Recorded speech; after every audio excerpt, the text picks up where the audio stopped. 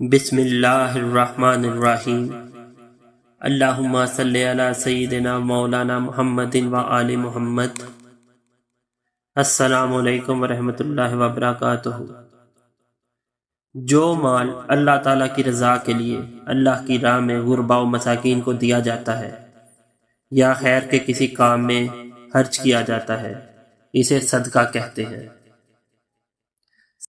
اگر صدقہ کرنے والا جان لے اور سمجھ لے کہ اس کا صدقہ فقیر کے ہاتھ میں جانے سے پہلے اللہ کے پاس قبول ہو جاتا ہے تو یقیناً دینے والے کو لذت لینے والے سے کہیں زیادہ ہوگی۔ کیا آپ کو صدقہ کے فوائد معلوم ہیں؟ تو سن لیں، صدقہ دینے والے بھی اور جو اس کا سبب بنتے ہیں وہ بھی۔ صدقہ بلا و مصیبت کو دور کرتا ہے اور دنیا میں برائی کے 70 دروازے بند کرتا ہے۔ خرچ کرنا انسان کو متقین کی صف میں شامل کر دیتا ہے اور صدقہ کرنے والے سے اللہ کی مخلوق محبت کرتی ہے۔ صدقہ کرنا جود و کرم اور سخاوت کی علامت ہے۔ صدقہ کرنے والے سے خیر کثیر اور بڑے اجر کا وعدہ ہے۔ صدقہ اللہ جل جلالہ کے غضب کو ٹھنڈا کرتا ہے اور قبر کی گرمی کی ٹھنڈک کا سامان ہے۔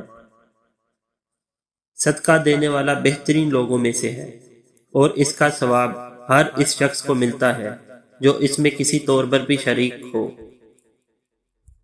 صدقہ گناہوں کی مغفرت کا سبب ہے۔ میت کے لیے بہترین ہدیہ اور سب سے زیادہ نفع بخش چیز صدقہ ہے اور صدقے کے ثواب کو اللہ تعالیٰ بڑھاتے رہتے ہیں۔ صدقہ اعمال صالحہ میں افضل عمل ہے اور سب سے افضل صدقہ کھانا کھلانا ہے۔ صدقہ دعاؤں کے قبول ہونے اور مشکلوں سے نکالنے کا ذریعہ ہے۔